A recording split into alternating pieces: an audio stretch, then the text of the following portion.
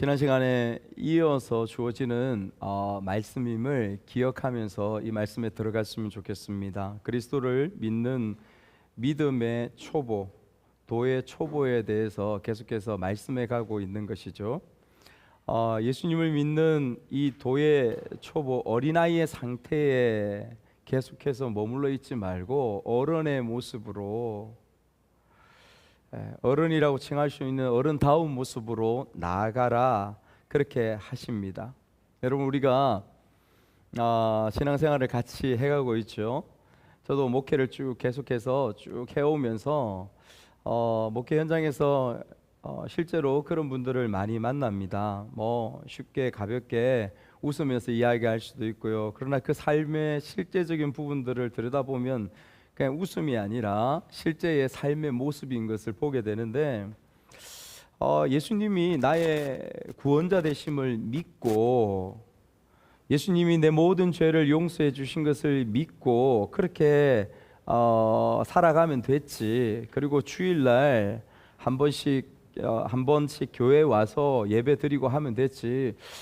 뭐 교회에서 그렇게 말씀을 읽어라, 말씀을 공부해라, 큐티해라, 이런 부분들을 왜 그렇게 꼭 강조합니까? 세상의 다른 종교들은 뭐 이슬람이나 이런 데는 또 더 강력한 데도 있지만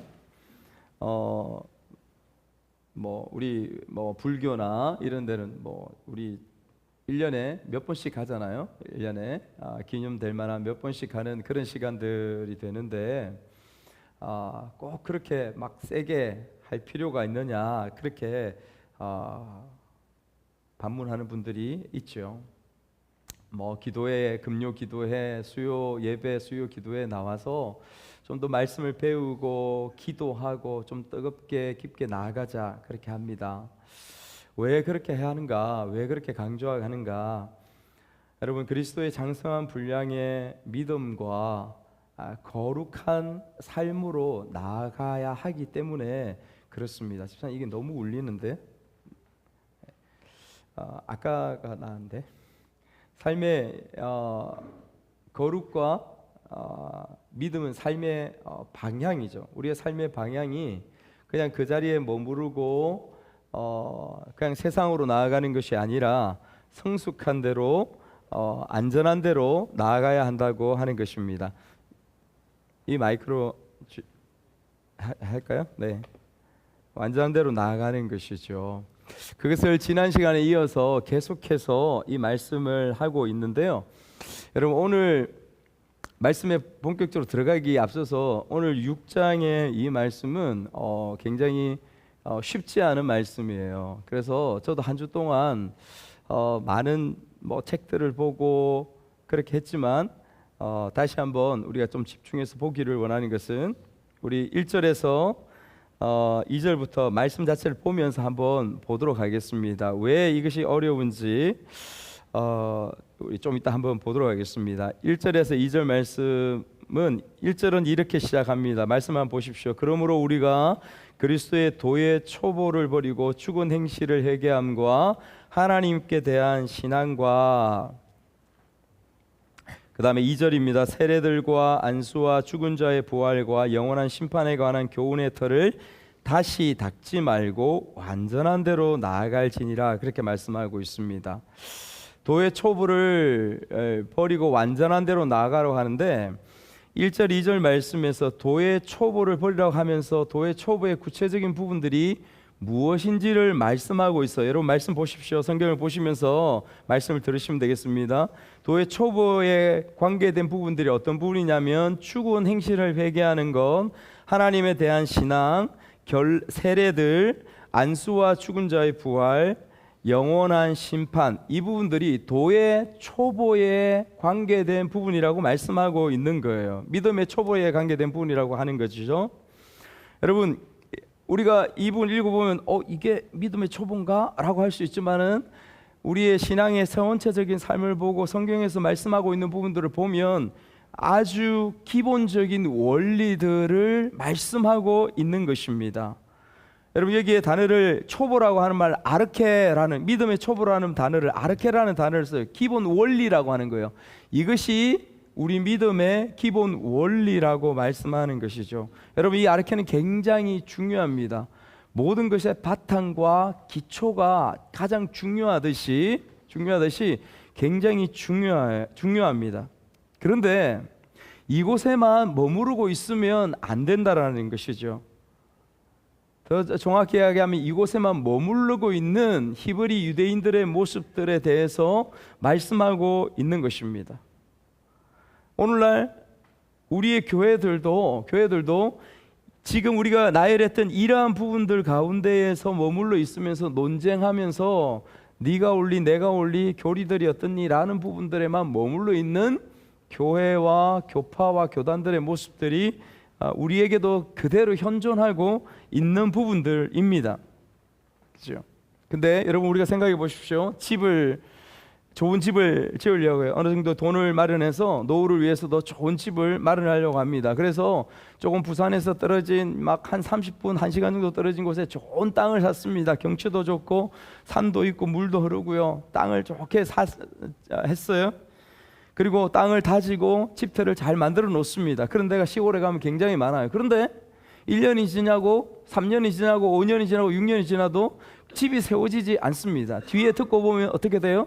그 사람이 사업하다가 쫄딱 망해서 집을 지을 수 없다. 어떻게 될까요? 한 3년, 5년 지나면 그 터가 어떻게 됩니까?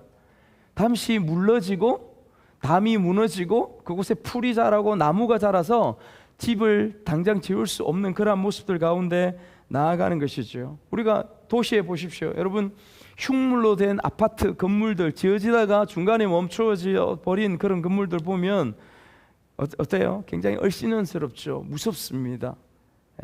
그런 것을 이야기하는 것이죠.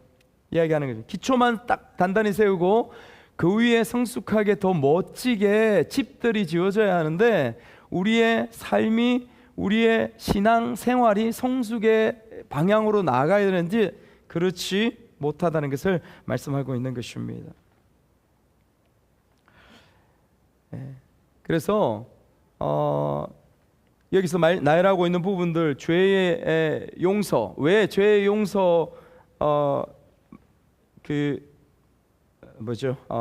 어떤 부분을 말씀하셔서 죄송합니다. 죽은 행실을 회개함이라고요. 죽은 행실을 회개한다는 것이죠. 왜 회개가 굉장히 깊고 중요합니다. 그런데 왜 처벌하고 할까? 문제는 이곳에만 머물러 있다라는 거예요.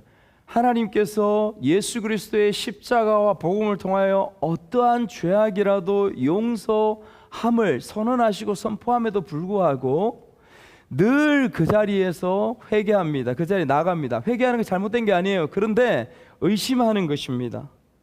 이거 정도로 나의 용서받지 못할 부분들이야. 그리고 동일한 죄악의 모습들 가운데 반복해서 나아가는 부분들이 계속되고 있는 것이죠. 세례들이 뭐가 문제예요? 세례에 대해서 더 깊이 연구하고 더 말씀을 보면 중요하죠.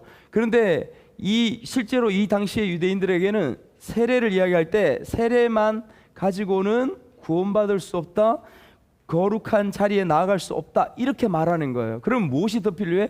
결례를, 구약의 율법 가운데서 말씀하는 그 결례를 행하여야 된다라는 것이죠. 그래서 디아스포라 유대인들에게 그렇게 행하라라고 초대교회 때 그렇게 가르치지 않았습니까? 그래서 사도들이 바울을 위시해서 이것은 아니지 않느냐라고 해서 그렇게 새로운 지침을 내렸던 부분들을 여러분 기억하실 것입니다.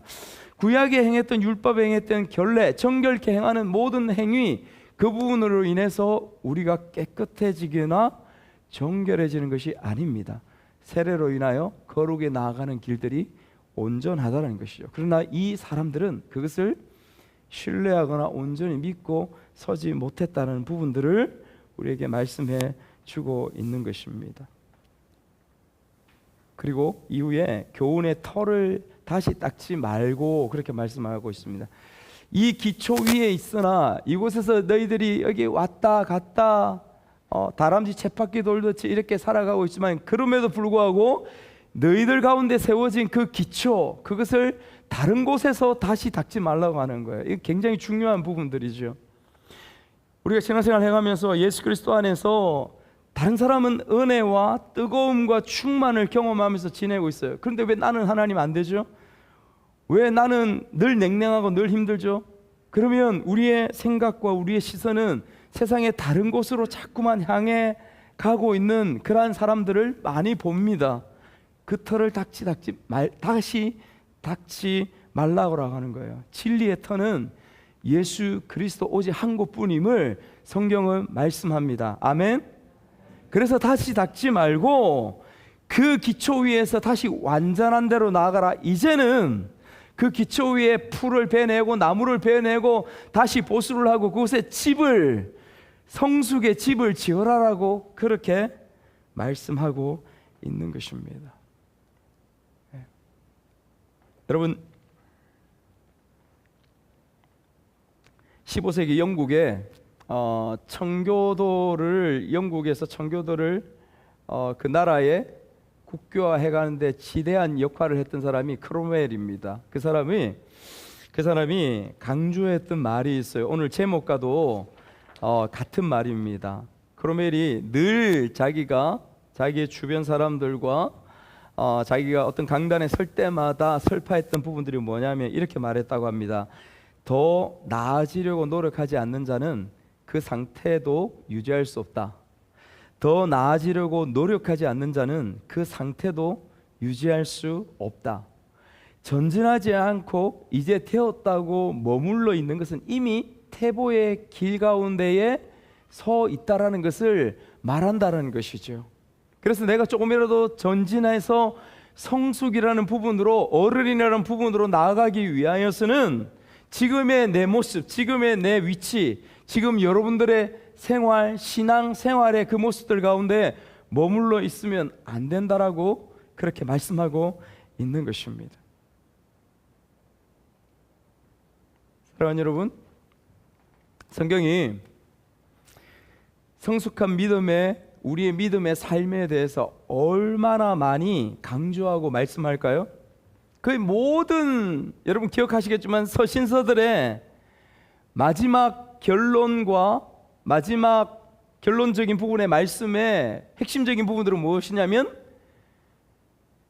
너희들이 복음을 이렇게 선포하고 복음을 받았으니 그러므로 너희들은 이렇게 살아가라고 말씀하는 것이 거의 대부분의 서신서들의 말씀에 연결되어져 가는, 이루어져 가는 그러한 말씀의 모습들을 우리가 볼 수가 있습니다. 여러분, 로마서의 말씀도 우리가 기억하죠. 로마서 12장 1절, 그러므로 너희들이 하나님의 기뻐하시는 거룩한 산 제물로 너희 몸을 하나님의 영적인 예배로 드리라. 그러므로 복음을 받았으니 너희들에게 아무런 공로도 아무런 힘도 아무런 능력도 아무런 선함도 없을 때에 예수 그리스도께서 의로움으로 너희들에게 임하사 너희들을 양자 삼아 주셨으니 깨끗게 하셨으니 그러므로 이제는 너희를 하나님 앞에 드려 거룩한 산 예배로 하나님 앞에 너희 몸을, 너희 삶을 드리라 라고 그렇게 말씀하시는 거예요. 이것이 너희들의 하나님 앞에 나아갈 드릴 영적 예배라고 말씀하는 것 아닙니까? 그래서 너희는 이 세대를 본받지 말고 하나님께서 기뻐하시고 하나님께서 원하시는 그 삶을 살아가라고 우리에게 강조하고 있는 부분들이죠. 그래서 그 12장의 말씀의 뒷부분에 가면 그러므로 말씀합니다.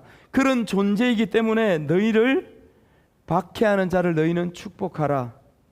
축복하고 저주하지 말라. 즐거워하는 자들과 함께 즐거워하고 우는 자들과 함께 우는 삶을 살아가라. 우리의 힘으로 그 삶을 살아갈 수 없음을 우리가 알죠. 그래서 하나님 말씀과 성령이 우리 가운데 필요하다는 것을 말씀하고 있습니다. 여러분, 베드로후서 1장 5절에서 9절 말씀 한번 같이 읽어보겠습니다. 베드로후서 1장 5절에서 9절, 성숙은 무엇인가 이렇게 우리에게 말씀합니다. 5절 시작. 그러므로 너희가 더욱 힘써 너희 믿음의 덕을, 덕의 지식을, 지식의 절제를, 절제의 인내를, 인내에 경건을, 경건에 형제 우애를, 형제 우애에 사랑을 더하라. 읽어볼까요? 이런 것이 너희에게 있어 흡족한즉 너희로 우리 주 예수 그리스도를 알기에 게으르지 않고 열매 없는 자가 되지 않게 하려니와. 여기까지 읽겠습니다. 여러분, 이 말씀이 계속해서 점층적으로 나아가요. 믿음으로부터, 우리가 가진 가장 기초적인 믿음으로부터 믿음에 덕을 더하고, 덕의 지식과 그 다음에 절제의 인내를, 인내의 경건을, 그 다음에 계속해서 무엇으로 나갑니까? 형제의 우애와 형제 우애의 사랑을 더하라.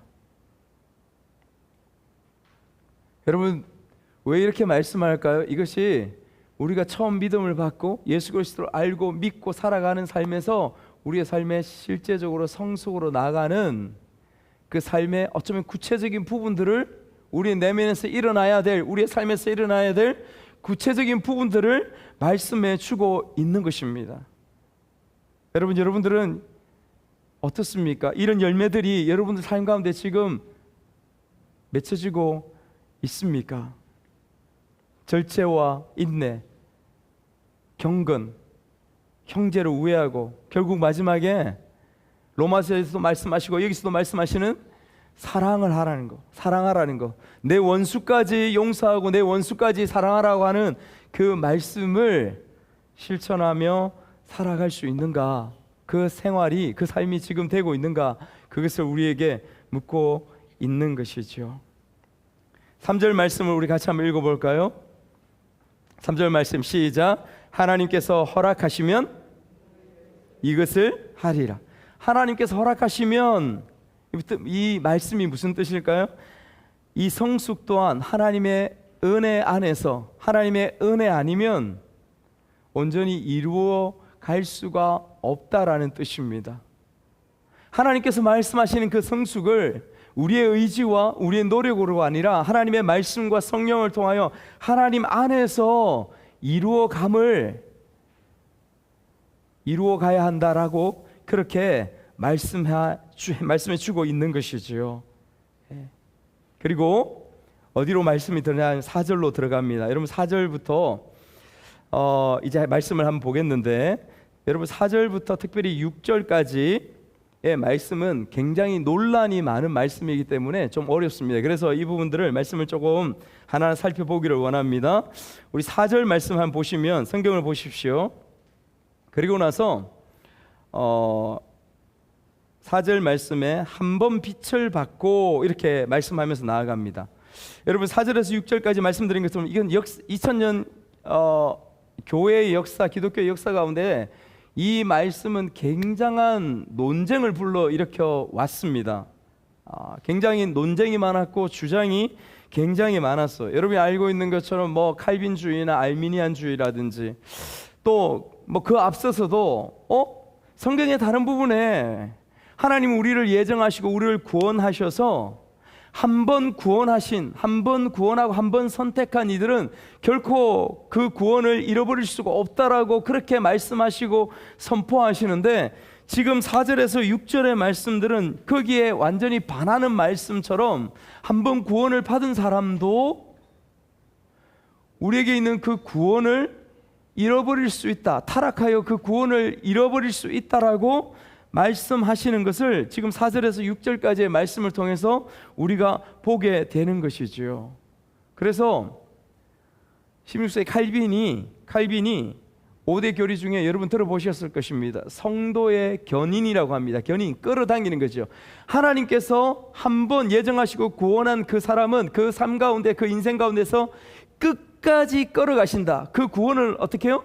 어떠한 상황과 어떠한 모습들 가운데서 그 사람의 구원이 결코 놓침받지 않는다. 왜? 하나님께서 끌어가시고 이끌어 가시기 때문에 그렇다. 이것이 성도의 견인 아닙니까? 굉장히 중요한 성경의 교리예요. 근데 그것에 완전히 위배되는 것 같이 말씀하고 있습니다. 여러분, 말씀을 한번 보시죠. 말씀 한번 보면 한번 같이 한번 읽어보겠습니다. 한번 3절에서 하나님께서 허락하시면 우리가 이것을 하리라. 한 번 빛을 받고 하늘의 은사를 맛보고 성령에 찬양한 바 되고 하늘의 선한 말씀과 내세의 능력을 맛보고도 타락한 자들은 다시 새롭게 하여 회개를 하게 할 수 없나니. 여기까지요. 타락한 자들은 그렇게 은혜를 맛보고 은사를 맛보고 성령에 참여한 바 됐는데도 불구하고 타락한 자들은 다시 새롭게 하여 회개할 수 없나니, 다시 구원을 받을 수 없나니, 이렇게 말씀하시는 말씀을 바라보는 거죠.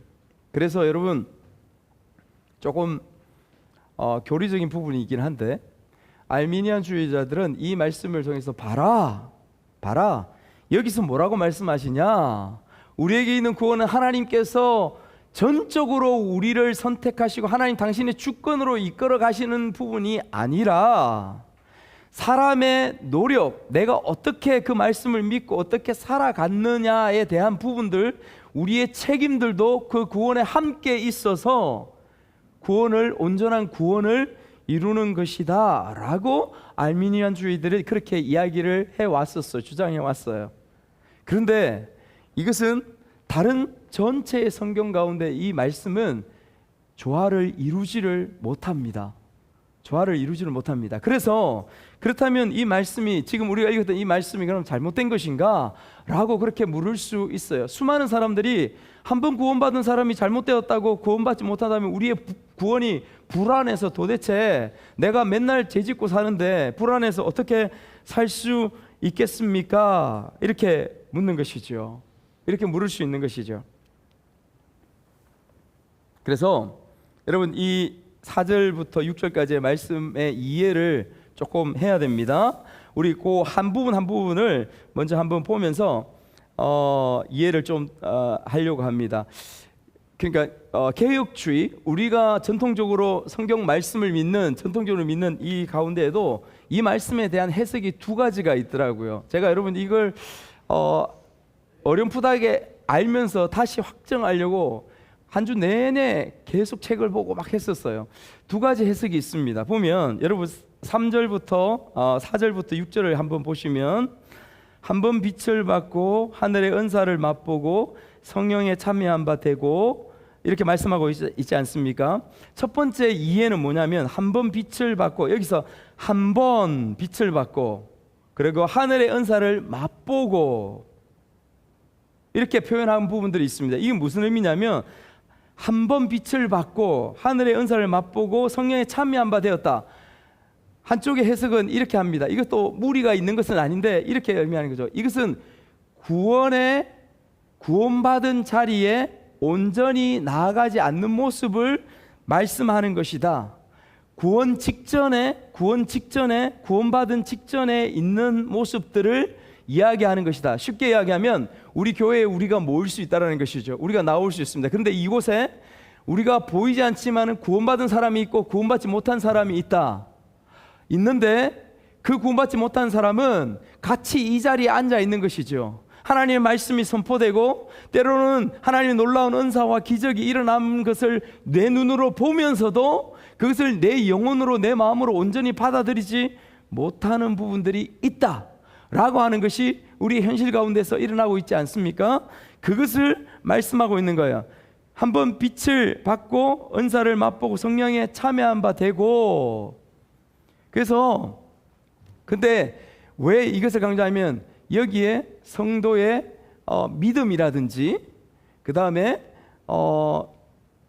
거룩함이라든지, 여기에 믿어서 의롭게 되는 칭의라든지, 로마서 말씀 가운데 구원받은 사람들에게 나타나는 그러한 부분들의 말씀이 이곳에 있지 않다라는 이유들 때문에 여기서 기술하고 있는 이 사람 혹은 이 말씀은 구원받기 이전에, 영적으로 구원받기 이전에 사람을 표현하는 것이다 라고 설명하는 한 부분이 있다는 것을 여러분에게 말씀을 드립니다. 그렇기 때문에 6절을 이야기할 때에, 6절 이야기가 타락한 자들은 다시 새롭게 하여 회개할 수 없나니, 이미 이 사람들은 타락된 거예요. 타락 가운데에 깊이 있었던 사람이지 구원으로 인해서 의로움으로, 예수님으로 인해서 의로움으로 변화된 사람이 아니다 라고 이야기를 하는 것이죠. 그렇게 되면 이 말씀의 의미가 좀 더 쉽게 이해가 되어집니다. 그런데 이 부분에도 문제가 있어요. 왜 문제가 있냐면 두 번째 해석을, 두 번째 이 말씀의 의미를 생각하면서 그 의미를 찾아보겠습니다. 여러분, 한 번 빛을 받고 하늘의 은사를 맛보고 성령에 참여한 바 되고, 여러분 이것은, 이 말씀은 정확하게 표현하면, 원어 그대로 이야기하면 구원받은 사람을 표현하는 표현이 맞다라는 것이죠. 여러분, 한 번 빛을 받고 라는 부분들은 그리스도의 신앙으로 들어온 사람을 의미하는 겁니다. 우리가 말하는 것처럼 예수 그리스도의 빛이 그 영혼 가운데 비쳤음을 이야기하는 것이죠. 복음의 가르침을 받았고 구원을 받았다라는 것을 말씀하고 있는 것입니다. 두 번째, 하늘의 은사를 맛보았다. 하나님 주시는, 그 믿음 안에 주시는, 하나님께서 우리에게 주시는 각종 좋은 하나님의 은사들을 이미 그 삶 가운데서 경험했다. 그것을 깨달았다. 이것이 하나님의 은사인 줄, 하나님의 선물인 줄, 그것을 말씀하고 있다라고 해석하는 것이죠. 셋째로 보십시오. 성령에 참여한, 여러분 예수 믿지 않는 사람이 어떻게 성령에 참여할 수 있겠습니까?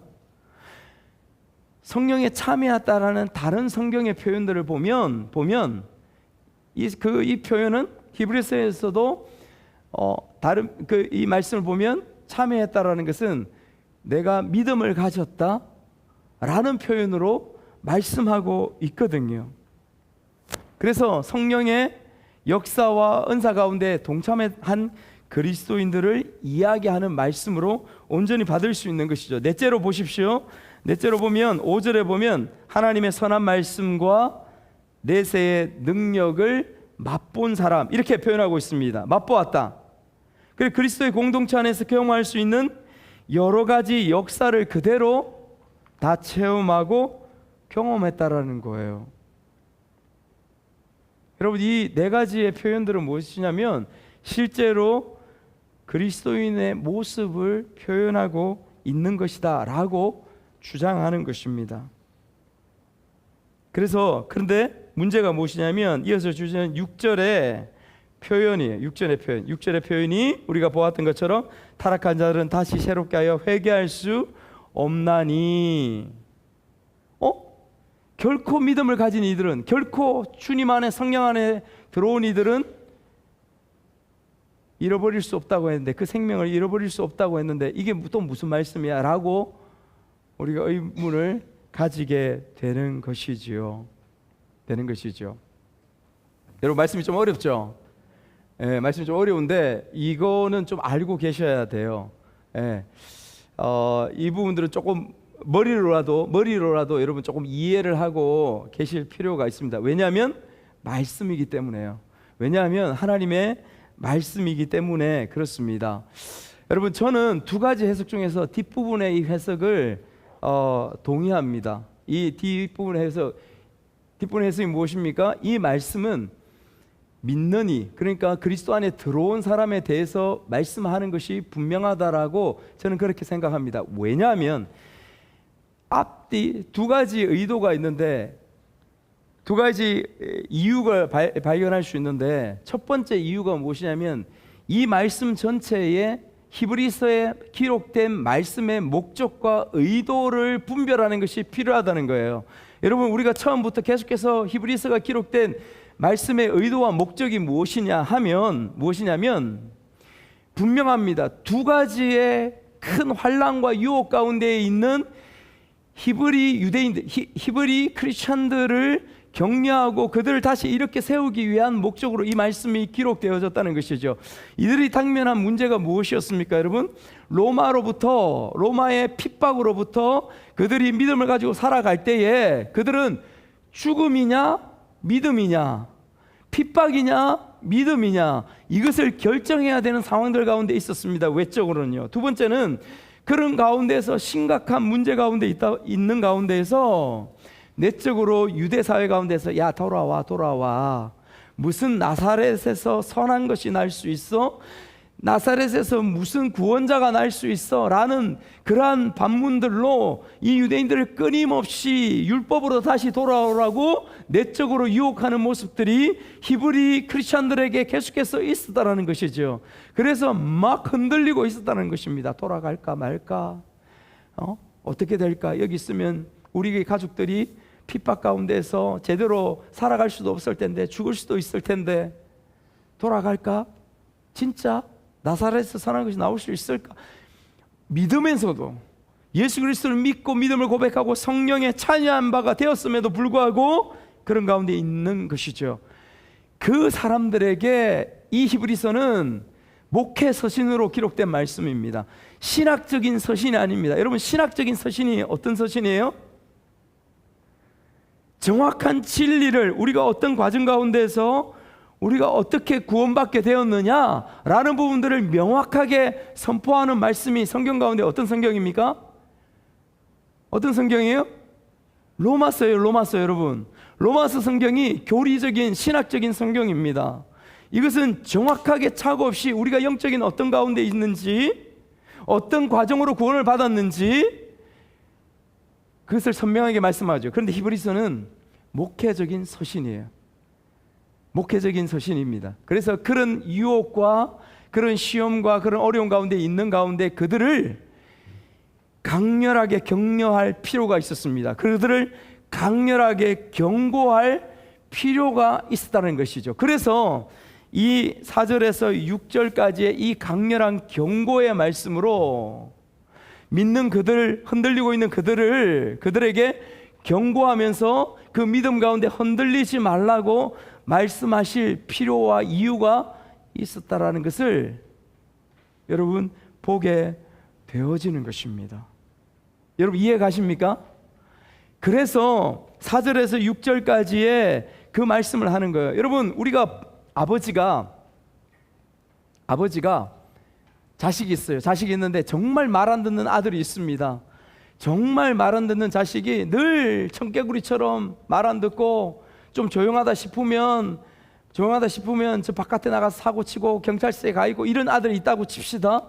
그 아들을 데려다 놓고 아버지가 강력하게 이야기를 하죠.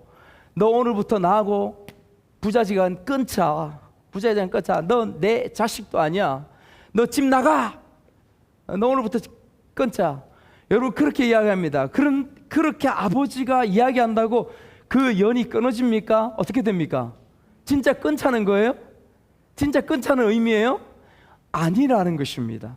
그래서 이 표현들이 성경 전체적인 맥락 가운데서 강력하게 이렇게 성경 전체의 흐름을 바꾸는 말씀처럼 느껴지지만 그렇지 않다. 이것은 수사적인 기법으로 그들을 격려하고 그들에게 강력한 경고로서 믿음에 흔들리지 않고 유혹에 빠지지 않고 돌아오라고 믿음 가운데 우뚝 서라고 경고하는 강력한 경고의 말씀이다 라고 그렇게 이 말씀을 보는 것이 맞다라는 것이죠.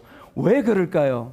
또 뒷부분에 여러분 말씀을 보면요, 왜 그런가 하면 이 부분들을 지탱해주는 뒷부분에 6장의 말씀들이 있기 때문에 그렇습니다. 여러분 먼저 7절 8절을 한번 읽어볼까요? 7절 8절 시작. 땅이 그 위에 자주 내리는 비를 흡수하여 밭가는 자들이 쓰기에 합당한 채소를 내면 하나님께 복을 받고, 만일 가시와 엉겅퀴를 내면 버림을 당하고 저주함에 가까워 그 마지막은 불사람이 되리라. 굉장히 중요한 말씀입니다. 우리의 삶을 돌아보게 하는 말씀이죠. 여러분 이 7절 8절 말씀을 그냥 한번 보고 떠나버리지 마십시오. 여러분 눈을 이 말씀 가운데 고정시키셔야 됩니다. 이 말씀은 창세로부터 지금까지 여러분 우리에게 주어진 말씀이에요. 비유의 말씀이죠. 예로 농사 짓는 이 비유의 말씀을 말씀하십니다. 여러분 마가복음 마태복음에서 예수님께서 그렇게 말씀하시죠. 씨 뿌리는 비유에 대해서 말씀하고 있지 않습니까? 옥토에 떨어진 씨도 있습니다. 또 어디에 떨어져? 돌짝밭에 떨어지거나 가시덤불 가운데 떨어져서 싹이 나다가도 그냥 죽어버리고 말라버리고, 여러분 그것을 마치 연상하듯이 그것을 말씀하고 있는 부분들입니다. 그렇죠? 그래서 그래서 윗부분을 받침으로 이렇게 말씀합니다. 우리로 하여금 경각심을 가져라, 깨어 있으라, 그렇게 말씀하시는 것이죠. 그러고 나서 9절부터 여러분 12절까지 말씀을 보면 9절에 가가지고 완전 분위기가 확 바뀌어서 이런 말씀하십니다. 9절 말씀 우리 같이 한번 읽어볼까요? 시작. 사랑하는 자들아, 우리가 이같이 말하나 너희에게는 이보다 더 좋은 것 곧 구원에 속한 것이 있음을 확신하노라. 아멘. 아멘. 여러분, 사랑하는 자들아, 신약 성경에서 사랑하는 자들아 이 원어 단어는 굉장히 많이 사용됩니다. 그런데 히브리서 말씀 가운데서 이 사랑하는 자들아라는 이 단어는 단 한 번만 사용되어져요. 바로 이곳에. 이 저자가 왜 이렇게 사용할까요? 위에 너무도 강력한 경고의 말씀으로 너희들 이렇게 있으면 안 돼, 그렇게 막 세게 하고 나서 이제 본심을 드러내는 것입니다. 본 말을 하는 거예요. 사랑하는 자들아 라고 하면서 말씀하시는 것이 뭐냐면 너희에게는 이보다 더 좋은 것 구원에 속한 것이 있음을 확신하노라. 이게 무슨 말씀입니다? 무슨 말씀입니까? 다시 제자리로 들어가는 거예요. 너희들에게 있는 구원은, 너희들에게 있는 그 믿음은, 그 믿음으로 인한 구원은 결코 흔들리는 것이 아니야. 내가 그것을 믿어. 내가 그것을 확신해. 무엇으로? 하나님의 말씀으로. 여러분, 저자가 이렇게 말씀을 풀어가는 것입니다. 이렇게 말씀을. 그래서 말씀의 전체 흐름을 보건대 앞에 4, 5, 6절의 말씀을 우리가 앞서 보았던 그 말씀으로 경고와 강렬한 경고와 격려의 말씀으로 이해하고 바라보는 것이 맞다라는 것이죠. 그렇게 하면서 마지막 말씀을 어떻게 맺고 있습니까? 우리 10절, 11절, 12절, 11절, 12절 말씀도 한번 같이 읽겠습니다. 시작. 하나님은 10절부터 읽겠습니다. 하나님은 불의하지 아니하사 너희 행위와 그의 이름을 위하여 나타낸 사랑으로 이미 성도를 섬긴 것과 이제도 섬기고 있는 것을 잊어버리지 아니하시느니라. 우리가 간절히 원하는 것은 너희 각 사람이 동일한 부지런함을 나타내어 끝까지 소망의 풍성함에 이르러 게으르지 아니하고 믿음과 오래 참음으로 말미암아 약속들을 기업으로 받는 본받는 자 되게 하려는 것이니라. 네. 마지막 이 말씀을 하면서 결론을 맺고 있어요. 결론을 맺고 있는데 의도가 이곳에 그대로 담겨 있습니다. 이 말씀을 하는 이유들은 하나님은 불의하지 아니하사 너희 행위와 그의 이름을 위하여 나타낸 사랑으로 이미 성도를 섬긴 것과 이제도 섬긴 것을 잃어버리지 아니하시느니라. 너희들이 열심히 섬긴 것, 너희들이 사랑한 것 내가 안다. 무엇을 말할까요? 확정해서 이야기합니다. 너희들이 이미 구원 가운데 누구도 흔들리지 않고 그 삶 가운데 서서 열심히 다른 사람을 섬긴 것 내가 알고 있어. 너희들이 구원이 없어지는 것이 아니야. 이것을 다시 한번 뒷받침해서 말해주는 것이죠. 너희들의 사랑의 삶으로서 그것을 증거한다. 여러분, 사도행전의 말씀처럼 초대교회 성도들은 열심히 자기 것들을 다 내어놓고 다 팔아서 다른 사람들을 다 섬긴 것을 우리가 알고 있습니다. 그것을 말씀하신 것이죠. 사랑에 대해서 11절의 말씀은 무엇이냐면, 말씀을 잘 보십시오. 소망에 대해서 이야기를 하고 있습니다. 동일한 불의지람을 나타내 끝까지 소망의 풍성함에, 앞에는 사랑에 대해서, 두 번째는 너희들 가운데 있는 소망에 대해서, 그리고 그 소망을 이야기하면서 내가 진짜 원하는 것은 너희 모두가 한 사람도 예외 없이 나하고 없이 모두가 동일한 부지런함으로 하나님 앞에 달려가고 끝까지 소망의 풍성함을 붙잡고 나아가기를 바란다고 그렇게 말씀하는 것이죠. 12절 마지막 부분에 무엇을 말씀할까요? 마지막 부분에는 게으르지 않고 믿음과 오래 참음으로 말미암아 약속들을 기업으로 받는 자들을 본받는 자 되게 하려는 것이라. 우리의 믿음의 선배들, 믿음으로 구원의 길 가운데 온전히 서서 나아갔던 그들을 온전히 붙잡고 우리도 나아가라는 것을 말씀합니다. 믿음에 대해서 말씀하고 있습니다. 그래서 여러분 10절, 12절, 13절, 10절, 11, 12절 말씀에서 핵심적으로 중요하게 말씀하고 있는 것은 사랑과 소망과 믿음에 대해서 말씀하고 있는 것은 무엇을 이야기할까요? 이것이 너희들에게 이미 있는 것을 내가 안다, 본다, 더 정진하라, 더 나아가라, 그것을 말씀하고 있습니다. 말씀 뵙겠습니다. 여러분, 그러므로 앞부분의 말씀에 이해를 할 때에 그들이 이미 구원받은 자임을, 예수 그리스도의 십자가와 그 보혈 가운데에 들어와 있는 자임을 우리는 이 말씀을 통하여 그렇게 받아야 하는 것입니다. 그러므로 뒤에 그들의 삶이, 그들의 모습들이 어떤 가운데 있었는지 다시 격려함으로 인하여서 그들이 시험 가운데, 유혹 가운데에 처져 있어 낭만 가운데, 실망 가운데 빠져 있지 않고 다시 그 자리에서 일어서서 예수 그리스도의 빛으로 온전히 성숙의 길로 나아가기를 바라는 그러한 말씀이 바로 6장의 말씀을 이해하는 키가 되는 것이지요.